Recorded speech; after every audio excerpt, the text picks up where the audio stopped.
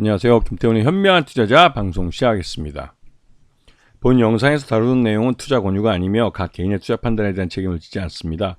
별도 SNS 채널 가입을 유도하거나 투자 권유 및 유료 리딩 서비스로 홍보하는 불법 사칭 계정에 유의하시기 바랍니다. 자, 오늘은 조국 혁신당 대표 조국 대표가 대법원에서 자식들에 대한 입시비리 이런 혐의로 징역 2년이 확정되는 날입니다. 대법원 판결이기 때문에 이제 징역 2년을 살러 감옥에 가야 되는데요. 이 대법원에서 선고가 나고 나서 법정에서 구속시키는 경우도 있지만 이번 경우에는 이 신변을 정리하고 갈 수 있는 시간을 줬습니다.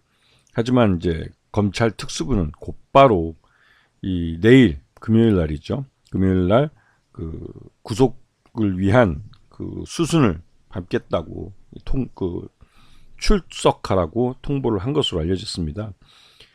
이번에 조국 대표가 징역 2년의 시정과 600만 원의 추징 명령을 받으면서 실질적으로 이제 2년 동안 감옥을 가야 되고 또 이 다음 대선에는 나올 수 없는 그런 상황이 됐습니다. 그리고 또 차차기로 총선에는 아마 시간이 되면 나올 수 있을지 모르겠지만 아마 그것도 쉽지 않을 것 같긴 한데요.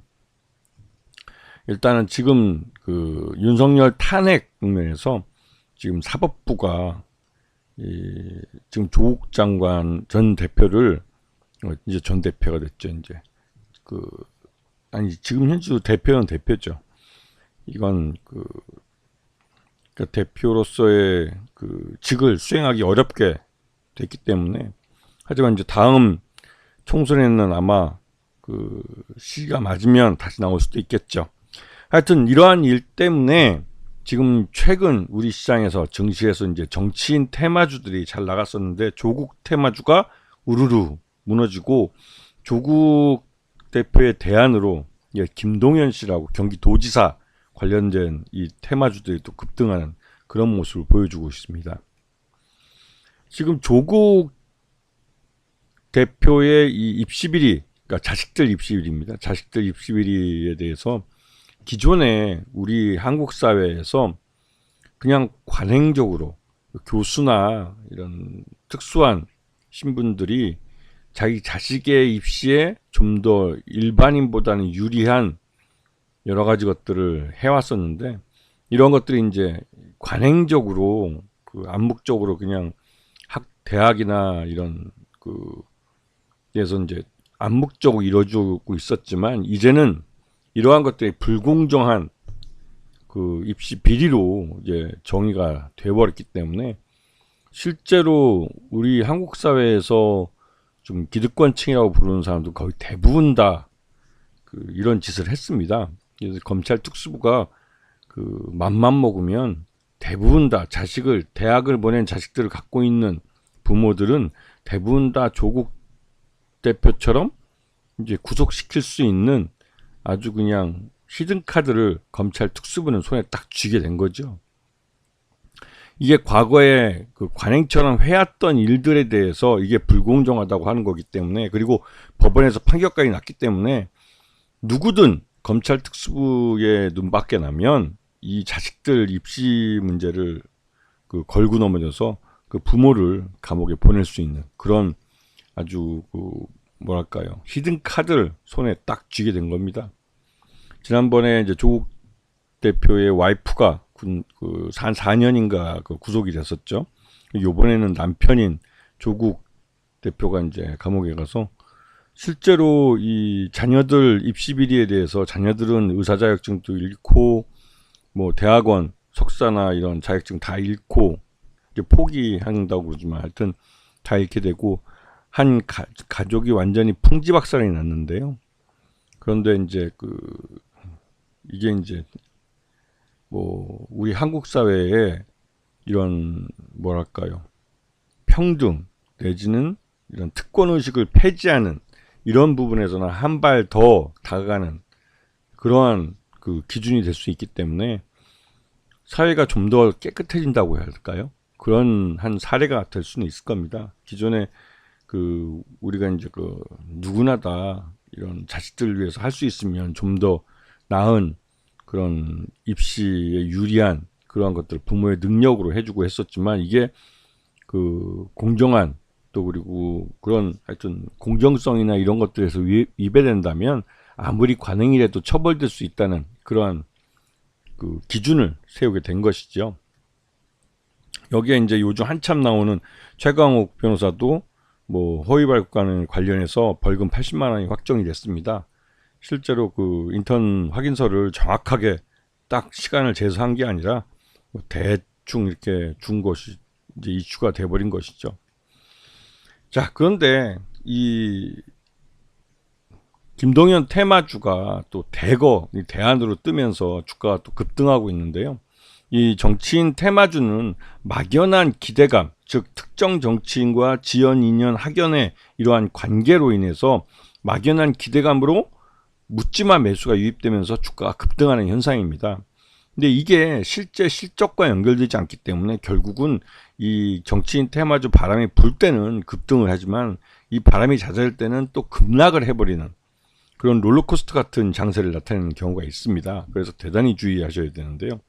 근데 왜 이게 문제냐면 실제로 정치인 테마주가 돈이 되는 그 테마주로 바뀌려면 정책 테마주가 돼야 됩니다. 정책 테마주라는 건 정부의 예산으로 내지는 지자체의 예산으로 이 특정 사업을 할 때 여기에 포함이 돼서 참여를 해서 돈을 실제 벌 수 있는 그런 사업을 갖고 있어야 한다는 것이죠. 상장사 쪽에서. 그리고 실제로 이제 4대강 할 때는 그때 이명박이 관련된 이 공약을 내놓았거든요. 그 한반도 대운하라는 그 공약을 내놨고 이걸 나중에는 이제 좀 줄여서 4대강 해가지고 그 4대강의 이제 보를 그러니까 말이 보지 그냥 댐을 뭐 수십 개를 만드는 그래서 결국은 거기에 실제로 이제 예산이 들어갔기 때문에 30조가 넘는 돈이 들어갔고 그 돈이 결국은 그 공사를 따내서 하청 이런 걸 통해서 또 거기 공사에 참여하는 그런 기업들에게는 실제 실적으로 연결이 됐습니다. 그래서 초태현대 그 4대강 관련주들은 1년 내내 주가가 우상향하는 차트를 그리기도 했죠. 이게 일반적인 정치인 테마주와 좀 다른 정책 테마주가 되는 이런 종목들과 다른 점입니다. 즉 실적에 실제로 이제 어떠한 긍정적 영향을 줄 수 있느냐 없느냐 이 문제죠. 근데 문제는 지금처럼 정치인 테마주에서 막연한 기대감에 기반하는 것은 결국 공직자 이해충돌 방지법에 위배되는 상황입니다. 이 공직자 이해충돌 방지법에는 이 국회의원들도 모두 포함되어 있는데요. 이 특정 정치인들이 실제로 자신과 인연, 지연, 학연이 있는 기업에 특별한 어떤 혜택을 주거나 그런 특혜를 주게 되면 이거는 공직자 이해충돌 방지법에 걸리는 그러니까 법을 어기는 사례가 됩니다. 그렇기 때문에 이런 것들을 잘 알아두시고 이러한 정치인 테마주를 접근하실 때는 좀 너무 길게 방망이 길게 잡지 마시고 단기로만 접근하시는 게 유리할 겁니다. 자, PM풍년 같은 경우 김동연 경기도지사하고 PM풍년의 감사가 고등학교, 대학교 동기라는 점이 이게 하나의 이슈가 돼서 주가를 끌어올립니다. 이거 대표적인 인연이고 학연인데요. 그리고 대창이라는 회사는 김효준 대창 부회장이 김동연 경기도지사의 덕수상고 63회 동기입니다. 그러다 보니 이런 인연으로 대창이 시장에서 좀 관심을 받고 있고요. 그리고 코메론 같은 경우도 강동연 대표가 김동연 지사가 과거에 만든 모임인 청야에 소속해서 활동하고 있다는 게 시장에 알려지면서 이건 이제 청야라는 모임에서 자연스럽게 김동연 지사와 강동연 대표가 어떤 인연을 맺을 수 있고 그런 인연을 기반으로 해서 경기도에서 하는 이런 어떤 정책이나 내지는 나중에 이제 김동연 지사가 대선에 나가서 대통령이 된다면 그 수혜를 강동연 대표가 받을 수 있지 않을까라는 막연한 기대감에 기반한 것으로 이것도 역시나 그냥 정치인 테마주로 묶여 있는 겁니다. 이렇게 대표적으로 한 세 종목이 김동연 경기도지사 관련주로 이제 테마주로 묶여 있는데요.